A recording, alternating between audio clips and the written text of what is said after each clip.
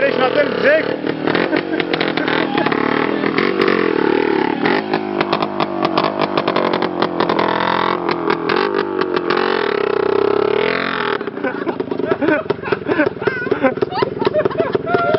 On už parkuje. A co už pil, než jste jeli? Ale včera jsem ho mal ve strávě u těch jeho debilních kódových dveří za půl hodiny, když on si vzpomněl na kód. Pak si říká, sereme na to, nevzpomenu si, strčil tam klíček. To nebylo z těch dveří, on nešel vytáhnout. Pěkný, Mařeno, letošní výkon. Zahrál jsem diváky. To jsem zase jediný, A to jsem si myslel, že budu poslední.